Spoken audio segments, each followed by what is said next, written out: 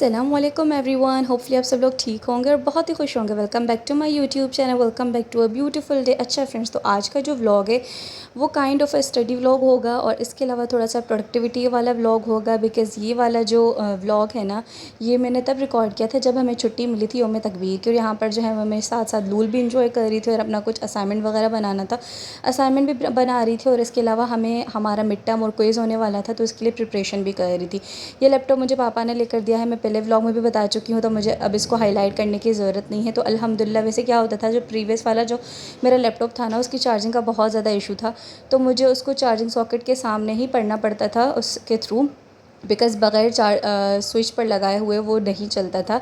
लेकिन ये वाला जो न्यू लैपटॉप है, मैं कहीं पर भी इजीली बैठकर इसको ऑपरेट कर सकती हूँ और अपना जो भी काम शाम में, जो भी स्टडी से रिलेटेड जो भी काम है वो कर सकती हूँ। तो यहाँ पर मैंने सबसे पहले जो है वो फार्माकोलॉजी पढ़नी थी। सर्जिकल फार्मा का हमारा क्विज़ होना था, तो इसके लिए मैंने नोट्स वगैरह प्रिपेयर करना स्टार्ट कर दी। वैसे तो अल्हम्दुलिल्लाह ये वाला क्विज़ हो चुका है। मैंने अपने इंस्टाग्राम की फैमिली के साथ शेयर किया था कि अल्हम्दुलिल्लाह बहुत अच्छा क्विज़ हो गया था।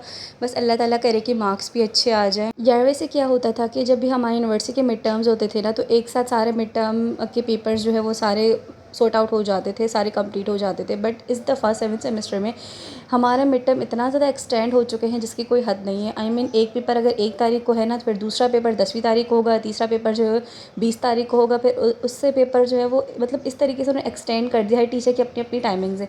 फिर अल्हम्दुलिल्लाह अब तो सारे पेपर्स वगैरह हो चुके हैं। उसके बाद फिर मैंने बनाना खाया, क्योंकि मैंने जो है वो लंच वगैरह नहीं किया था, तो सोचा कि भाई बनाना खाकर थोड़ा सा ख़ुद को न्यूट्रिशन भी प्रोवाइड कर दी जाए, हेल्दी सा खाया जाए। उसके बाद मैंने हाई-फाई से कुछ शीट मास्क मंगवाए थे, तो ये मुझे रिसीव हो गए हैं। बड़े अच्छे मास्क है। अगर कोई मेरी तरह लेज़ी है या फिर किसी किसी को कभी कभार यार इंसान होता है स्किन केयर करते वक्त मौत आती है, तो ये आपके लिए जो वो ईज़ी से सोल्यूशन है। बस आप लोगों ने जो है, और बिल्कुल ही जो है रीज़नेबल प्राइस में आप लोगों को मिलेंगे। यहाँ पर लिंक मैं डिस्क्रिप्शन बॉक्स में अटैच कर दूँगी, आप लोग जाकर ज़रूर विज़िट कर लीजिएगा। बहुत ही ज़्यादा रीज़नेबल प्राइस में आपको मिलेंगे और अच्छी क्वालिटी के हैं। और इसके अलावा आप लोग तकरीबन इसे 15 टू 20 डेज़ के लिए अपने पास स्टोर भी कर सकते हैं। और ये मैं लगाती हूँ अपने फेस पर। मैंने हर जो है ना वो मास्क 3-3 मंगवाए थे, एक मामा के लिए, एक मेरे लिए, एक कोमल के लिए। तो मैंने तो अपने 2 लगा चुकी हूँ, बाकी सिर्फ मेरे 2 बचे और मामा वालों ने सिर्फ एक लगाया है। तो लेट से अगर उन्होंने नहीं लगाया तो उनके भी मैं चुरा कर लगा लूँगी। वैसे लास्ट टाइम भी ऐसा ही हुआ था, मामा के एक बच गया था, तो वो मैंने चुरा कर लगा लिया था और एंड में मामा को पता चला था, तो फिर उन्होंने मुझे बहुत ज़्यादा डांटा था।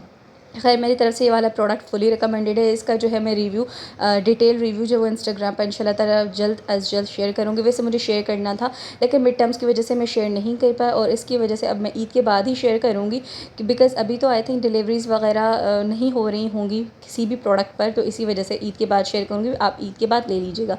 उसके बाद यहाँ पर जो मैंने अपना स्टडी टारगेट जो है वो सेट किया था, उसका थोड़ा बहुत सा हिस्सा कंप्लीट हो गया था, बट मैं बहुत ही ज़्यादा एग्जॉस्ट हो चुकी थी। दैट्स वाई मैंने अभी थोड़ा सा वाइंड अप कर दिया और सोचा कि यार नमाज़ भी अदा कर दी जाए, बिकॉज़ नमाज़ का टाइम भी हो गया था। और नमाज़ के बाद थोड़ा सा रेस्ट करूँगी, देन अगेन अपना सेकंड स्टडी सेशन जो है वो स्टार्ट करूँगी। वैसे मोस्टली क्या होता है, वीकेंड्स या कभी भी छुट्टी होती है ना, मुझे तो वो वाला दिन मेरा बिल्कुल भी प्रोडक्टिव नहीं गुजरता, बिकॉज़ ऑफ माई लेज़ीनेस, और मैं बहुत ही ज़्यादा प्रोक्रेस्टिनेट करती हूँ। बट उस दिन अल्हम्दुलिल्लाह मेरा दिन बहुत ही अच्छा गुजरा, प्रोडक्टिव गुजरा, जिसमें मैंने जो है वो व्लॉग भी रिकॉर्ड किया और इसके अलावा अपने छोटे मोटे से जो काम मुझे सर अंजाम देने थे वो भी किए, और इसके अलावा अपना स्टडी टारगेट भी अचीव कर दिया। यहाँ पर आप लोग धूप चेक कर सकते हैं, बहुत ही ज़्यादा जो है ना वो आग बढ़ता हुआ क्या कहते हैं, बरसाता हुआ सूरज है। बस अल्लाह ताला जो हमारे यहाँ भी रहमत की बारिश बरसाए। और कोमल जो है वो तो ये चित्रकारी करती रहती है अपनी, कभी कभार बहुत ही ज़्यादा अच्छी ड्राइंग्स वगैरह बना भी देती है। जैसे कि मैंने आपको कहा कि मेरा दिल चाह रहा था कि मैं थोड़ी देर के लिए रेस्ट करूँ, चिल करूँ, तो यहाँ पर कोमल डोरेमोन देख रही थी, तो मैं भी उसके साथ मैंने भी उसे ज्वाइन कर लिया। देन उसके बाद बच्चों को मैंने पढ़ाया, लेकिन उनका कोई भी मैंने रिकॉर्ड नहीं किया, बिकॉज़ आई थिंक उस टाइम मेरा मोबाइल चार्जिंग पे लगा हुआ था। फिर असर की नमाज़ के टाइम यहाँ पर कोमल में और मामा जो है वो असर की नमाज़ अदा कर रहे। देन मैंने सोचा कि भाई शीट मास्क आ गए हैं मेरे, तो उसमें से क्यों ना कुछ अप्लाई कर लिया जाए, बिकॉज़ एज़ यूजुअल मुझे उस दिन मौत आ रही थी अपनी स्किन केयर करते हुए, तो ये बिल्कुल ईजी सा सोल्यूशन था। तो मैंने अपने फेस पर शीट मास्क अप्लाई किया फॉर 15 टू 20 मिनट्स। इसको आपने बिल्कुल भी ड्राई होने नहीं देना। मैंने ये सुना था कि अगर आप लोग बहुत ही ज़्यादा देर तक शीट मास्क को अपने फेस पर अप्लाई करोगे और ये बिल्कुल ड्राई हो जाएगा, देन आपके फेस से जो है ना वो मॉइस्चर सारा एब्जॉर्ब कर लेगा।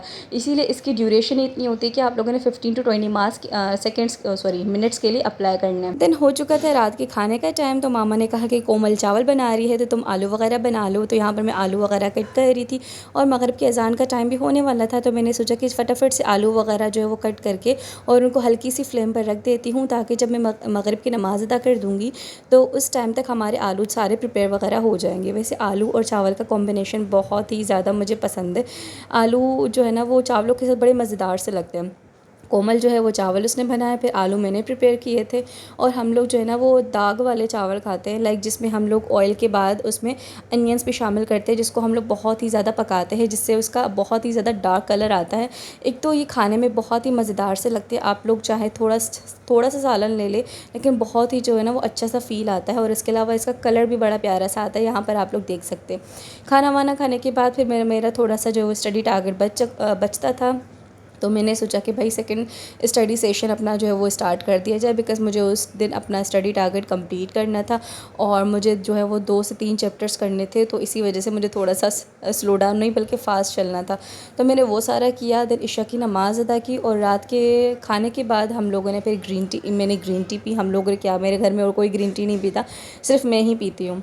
उसके बाद ये जो बुक हमने मंगवाई थी, मैंने कोमल को मंगवा कर दी थी, तो मामा को भी बड़ी पसंद आई, तो मामा भी यहाँ पर रीड कर रही है।